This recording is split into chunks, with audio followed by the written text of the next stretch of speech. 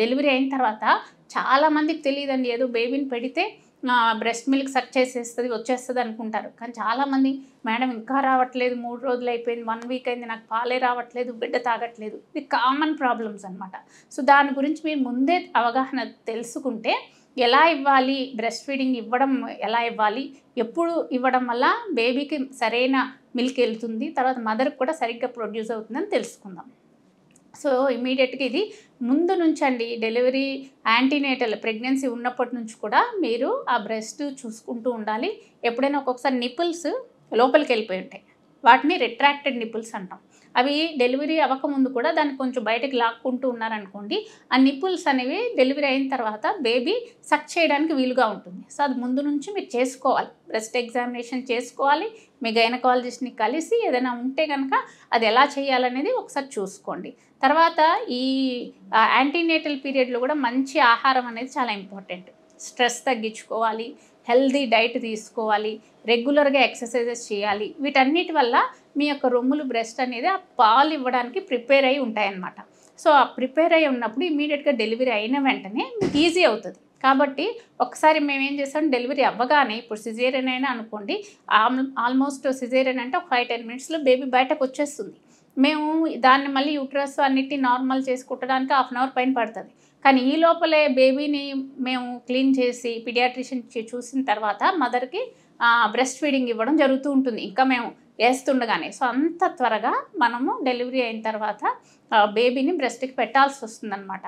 పెట్టినప్పుడు కూడా అది ఎలా పెట్టాలి అంటే, బేబీ నోట్లోకి నిపుల్స్ అనేవి వెళ్ళాలి, ల్యాచింగ్ అంటాం.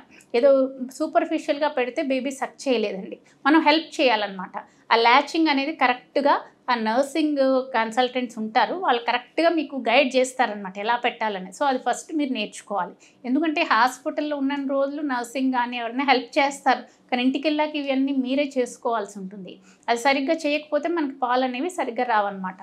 కాబట్టి అలా సరిగ్గా పెట్టడము, నిప్పుల్ని బేబీ మౌత్లోకి సరిగ్గా పెట్టిన తర్వాత ప్రతిసారి కూడా మీరు ఆ మసాజ్ చేస్తున్న బ్రెస్ట్ని మసాజ్ చేస్తే మిల్క్ ప్రొడక్షన్ ఎక్కువగా ఉంటుంది. తర్వాత ఎవ్రీ టైము ఒక 10 to 15 మినిట్స్ అయినా బ్రెస్ట్ ఫీడింగ్ చేయాల్సి ఉంటుందండి. 2 to 3 మినిట్స్ పెట్టేస్తే మనకు మిల్క్ రావు, బేబీ కూడా సక్ చేయదు. సో ఒకవైపే కాకుండా 2 వైపులు కూడా పాలు ఇవ్వాల్సి ఉంటుంది. ఒకవైపు అయిపోయి అది హార్డ్గా ఉన్న సాఫ్ట్ అయిపోయిన తర్వాత ఇంకో వైపు కూడా ఇవ్వాల్సి ఉంటుంది.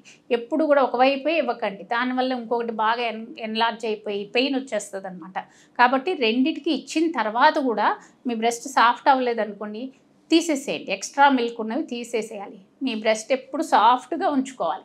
అది కనుక హార్డ్ అయితే మీకు మళ్ళీ చాలా పెయిన్ఫుల్గా ఉండి బ్రెస్ట్ ఎంగాజ్మెంట్లోకి వెళ్ళిపోతారు. కాబట్టి ఎవ్రీ టైము పొజిషన్ చూసుకోండి, సరిగ్గా బేబీ మౌత్లోకి నిప్పులు సరిగ్గా పెట్టడము, కరెక్ట్ టైంలో ప్రతిరోజు ఒక 3 గంటలకు ఒకసారి ఫీడింగ్ అనేది బేబీకి ఇవ్వాల్సి ఉంటుంది. అలాగా 24 గంటల్లో ఒక 8 సార్లైనా మీరు ఫీడింగ్ చేయాలి. ఈచ్ టైము ఒక 10 to 15 మినిట్స్ అయినా మీరు ఫీడింగ్ చేయాల్సి ఉంటుంది. సో ఈ టైం ప్రకారం మీరు ఇస్తూ ఉన్నారనుకోండి, బేబీ సక్ చేస్తే మనకి ఇమీడియట్గా సక్కింగ్ రిఫ్లెక్స్ అంటాం. ఆ సక్కింగ్ వల్లే మీకు బ్రెయిన్లో ప్రొలాక్టిన్ హార్మోన్ అనేది ప్రొడ్యూస్ అవుతుంది. ఆ ప్రొలాక్టిన్ అనేది మీ బ్రెస్ట్ మీద మిల్క్ సెక్రెటింగ్ గ్లాండ్స్ మీద యాక్ట్ చేసి మీకు మిల్క్ అనేది ప్రొడ్యూస్ అవుతుంది. సో సక్కింగ్ లేకపోతే అసలు మిల్కే రాదండి. కాబట్టి ఫస్ట్ సక్కింగ్ అనేది బాగుండేలా చూసుకోండి. తర్వాత ఆక్సిటోసిన్ అనే హార్మోన్ కూడా రిలీజ్ అవుతుంది. ఈ ప్రొడ్యూస్ అయిన మిల్క్ని డక్ట్స్లోంచి నిపుల్లోంచి బయటకు రావాలంటే ఆక్సిటోసిన్ ఉండాలి. ఈ 2 హార్మోన్స్ కీలకం అన్నమాట. సో అవి రావాలి అంటే మీరు ప్రాపర్గా బ్రెస్ట్ ఫీడింగ్ ఇవ్వాల్సి ఉంటుంది. సో ఇలా ఇచ్చినప్పుడు ఏమవుతుందంటే, మీకు ఫస్ట్ 4 డేస్లో వచ్చే మిల్క్ని మనం కొలెస్ట్రమ్ అంటాం. ఈ కొలెస్ట్రమ్ ఏంటంటే థిక్గా ఎల్లోగా ఉంటుంది, అందులో ఇమ్యునోగ్లోబులిన్స్ యాంటీబాడీస్ ఎక్కువ ఉంటాయి. దానివల్ల ఏంటంటే బిడ్డకి చాలా అది వ్యాధి నిరోధక శక్తిని ఇంప్రూవ్ చేస్తుంది బిడ్డలో. కాబట్టి అది చాలా ఇంపార్టెంట్ అనమాట. ఫస్ట్ 3 డేస్లో చాలా తక్కువే మిల్క్ వస్తుంది, 100 ml కన్నా ఎక్కువ రాదు, కానీ ఆ మిల్క్ చాలా ఇంపార్టెంట్ అనమాట. ఆ 100 ml దీన్ని కొలెస్ట్రమ్ అంటాం. తర్వాత 4 డేస్ తర్వాత ఆ మిల్క్ని ట్రాన్స్పరెంట్ మిల్క్, అంటే అది కొంచెం తిన్నుగా ఈ వాటర్ కంటెంట్ ఎక్కువగా ఉంటుంది, ప్రోటీన్స్ అవి తక్కువ ఉంటాయి అన్నమాట. ఇవి ఒక 4 to 10 డేస్ వరకు ఈ ట్రాన్స్పరెంట్ మిల్క్ అనేది వస్తుంది. దీంట్లో ఏంటంటే మనకి ఒక 400 to 700 ml పర్ డే అనేది మిల్క్ ప్రొడ్యూస్ అవుతుంది. సో ఇది చూసుకొని దాన్ని బట్టి మిల్క్ ఇవ్వాల్సి ఉంటుంది. మళ్ళీ ఒక 10 డేస్ తర్వాత మెచ్యూర్ మిల్క్ ప్రొడ్యూస్ అవుతుంది, ఇంకా అప్ టు మీకు ఎన్ని రోజులు మిల్క్ ఇస్తారో అన్ని రోజుల వరకు. ఈ మెచ్యూర్ మిల్క్లో ఏంటంటే మంచి ప్రోటీన్స్, వైటమిన్స్, ఫ్యాట్స్, వాటర్ అన్నీ బేబీకి తగినంతగా ఎంత కావాలో అంత ఉంటుంది. ఇది 700 నుంచి 1 లీటర్ వరకు పర్ డే వస్తుందండి. కాబట్టి దాని బేబీ రిక్వైర్మెంట్ కూడా పెరుగుతుంది కాబట్టి మనకు 10 డేస్ తర్వాత ఈ మిల్క్ సెక్రెషన్ కూడా పెరుగుతుంది. నార్మల్గా అందరిలో జరిగేది. కాబట్టి మీరు కంపల్సరీగా exclusive breast feeding first 6 months only breast feeding తప్ప ఇంకే ఫుడ్ ఆహార పదార్థాలు బేబీకి పెట్టకూడదు. ఒకవేళ రాలేదనుకోండి మిల్క్, కొంతమందికి రాదు, సరిపోదన్నమాట. అలాంటప్పుడే 4 నెలలకే ఎక్స్ట్రా ఫుడ్ వీనింగ్ అంటామన్నమాట, సాలిడ్ ఫుడ్స్ ఇంట్రడ్యూస్ చేస్తాం. లేకపోతే ఎక్స్క్లూజివ్ బ్రెస్ట్ ఫీడింగ్ 6 నెలల తర్వాతనే మనము వేరే సాలిడ్ ఫుడ్స్ పెడుతూ ఉంటారు కదా, అన్నము పప్పు అని కానీ, మనకి బనానాస్ కానీ, లేకపోతే షేక్స్ లాగా నట్స్ అవన్నీ కూడా బాగా గ్రైండ్ చేసి ఇలా చాలా రకాల మనకు ఫార్ములా అవి కూడా దొరుకుతుంటాయి, అవి కూడా పెడుతూ ఉంటారు. ఇవన్నీ వీటిని వీనింగ్ అంటాం. ఇవన్నీ 6 మంత్స్ తర్వాతే స్టార్ట్ చేయాలి కానీ ముందు అనేది స్టార్ట్ చేయకూడదు. సో ఈ విధంగా మీరు ఫాలో అయినట్టయితే మీకు ఫీడింగ్ కూడా, బ్రెస్ట్ ఫీడింగ్ కూడా, మిల్క్ ప్రొడక్షన్ కూడా బాగుంటుంది. తర్వాత ఇప్పుడు ఈ విధంగా చేశాక కొంతమందికి ప్రాబ్లమ్స్ వస్తాయండి. అందరికీ చెప్పినంతగా ఈజీగా బ్రెస్ట్ మిల్క్ అనేది రాదు అండ్ బేబీ కూడా సక్ చేయదు. సో ఎలాంటి ప్రాబ్లమ్స్ వస్తాయో తెలుసుకుందాం. ఇప్పుడు డెలివరీ అయిన తర్వాత కొంతమంది బేబీ అసలు సక్కే చేయదు. ఎంత మనం ట్రై చేస్తున్నా, ఎవ్రీ 3 అవర్స్ చేస్తున్నా వాళ్ళు సక్ చేయరు. అలాంటప్పుడు ట్రై చేస్తూనే ఉండాలండి.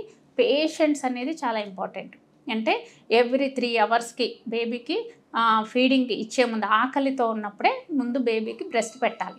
ఆ సకింగ్ బాగా వచ్చిన తర్వాత, సక్ చేసిన తర్వాతనే మనకి మిల్క్ సెక్రీట్ అవుతుంది. కాబట్టి ఆ సకింగ్ పెట్టిన తర్వాత మనం ఏం చేయాలంటే టైమింగ్స్ కూడా ఫాలో అవ్వాలి. ఒకవేళ బేబీకి సరిపోవట్లేదంటే ఫస్ట్ కొంచెం ఫార్ములా ఫీడింగ్ కూడా మనం ఇస్తాం. ఎందుకంటే మళ్ళీ గ్లూకోజ్ అవి డౌన్ అవుతూ ఉంటాయి కాబట్టి ఇది చేసిన తర్వాతే మనం ఫార్ములా ఫీడింగ్ ఇవ్వాల్సి ఉంటుంది. తర్వాత బేబీ మదర్కి మాత్రం మంచిగా రోజు 4 to 5 లీటర్స్ వాటరు, మంచి లిక్విడ్స్ ఇవ్వండి. తర్వాత మిల్క్ ప్రొడక్షన్ బాగా రావాలి అంటే మీకు కొంతమందికి ఏంటంటే మెయిన్ ప్రాబ్లం మిల్క్ రాదు. బేబీ ఎందుకు సక్ చేయదంటే మిల్క్ రాకపోతే ఎలా సక్ చేస్తుందండి? తనకి ఏదైనా వస్తువు టేస్ట్ తగిలితే సక్ చేస్తుంది, లేకపోతే చేయదన్నమాట. అది మిల్క్ ఎందుకు రాదు అంటే చాలామందికి చాలా బాడీ తత్వాన్ని బట్టి ఉంటుందండి. కొంతమందిలో ఏ ప్రాబ్లం ఉండదు కానీ మిల్క్ రావు.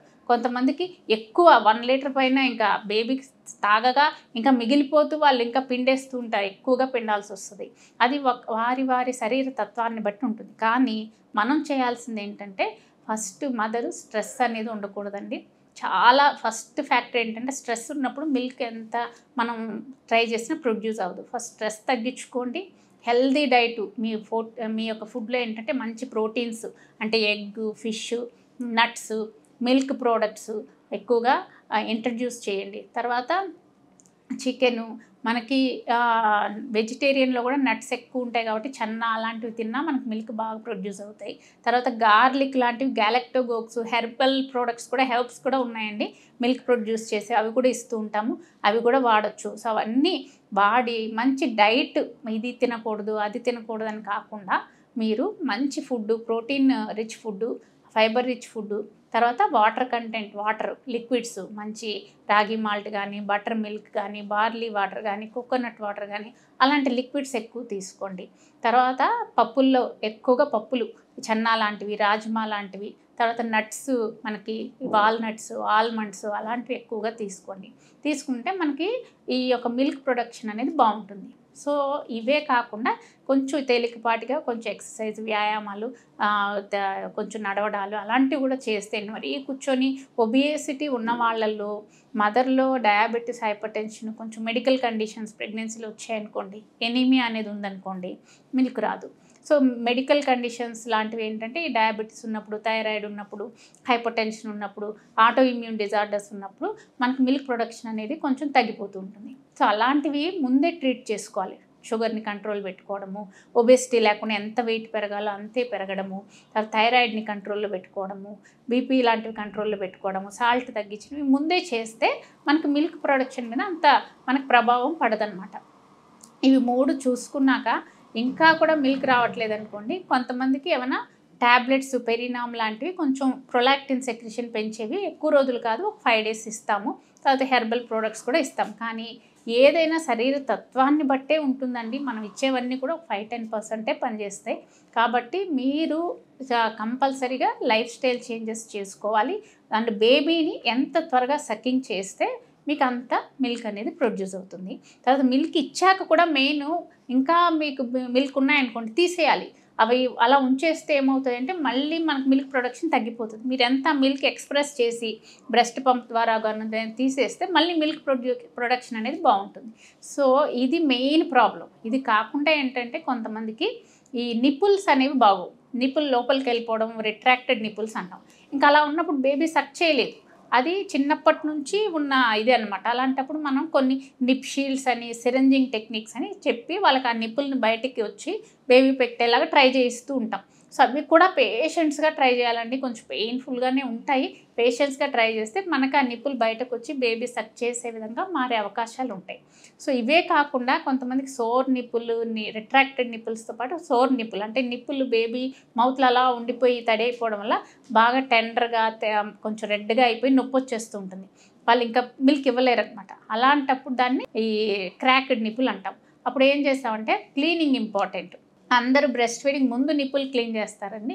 కానీ ఇచ్చిన తర్వాత కూడా క్లీన్ చేయాలి. అప్పుడు మనకు అలాంటి ఇన్ఫెక్షన్స్ రావు. సో, అలా రాకుండా లోకల్ క్రీమ్స్ కూడా ఉంటాయి. అవి అప్లై చేసుకోవడము. తర్వాత కొంచెం అది తగ్గే వరకు ఆపోజిట్ సైడ్ కొంచెం ఫీడింగ్ ఎక్కువగా ఇవ్వడము, డ్రైగా ఉంచుకోవడము ఇవన్నీ చెప్తూ ఉంటాం. సో, అది రాకుండానే మనం ముందు చూసుకోవాలి. సో, ఇది కాకుండా కొంతమందికి ఏంటంటే బ్రెస్ట్ హెవీగా అయిపోయి, రెడ్‌గా అయిపోయి పెయిన్ వచ్చేస్తది. దాన్ని బ్రెస్ట్ ఎంగార్జ్‌మెంట్ అంటాం. సో, ఇది బ్రెస్ట్ ఎంగార్జ్‌మెంట్ రాకుండా ఉండాలంటే మీరొక్కటే బ్రెస్ట్ ఫీడింగ్ తర్వాత కూడా బ్రెస్ట్ సాఫ్ట్ అవ్వట్లేదు అంటే మీరు వెంటనే మిల్క్ ఎక్స్‌ప్రెస్ చేయండి. అది మాన్యువల్‌గా ఎక్స్‌ప్రెస్ చేస్తారో, బ్రెస్ట్ పంపుతో ఎక్స్‌ప్రెస్ చేస్తారో మీరు మాత్రం బ్రెస్ట్ అనేది ఎప్పుడు సాఫ్ట్‌గా ఉంచుకుంటే ఈ బ్రెస్ట్ ఎంగార్జ్‌మెంట్ రాదు. లేకపోతే వాళ్ళకి ఫీవరిష్‌గా అనిపించి ఏం జరుగుతుందో తెలీదు. హెవీగా ఉంటాయి, రాళ్ళల్లాగా ఉంటాయన్నమాట. అలాంటప్పుడు ఎక్స్‌ప్రెస్ చేయడం కూడా కష్టమైపోతుంది. కాబట్టి అది రాకుండా చూసుకోండి.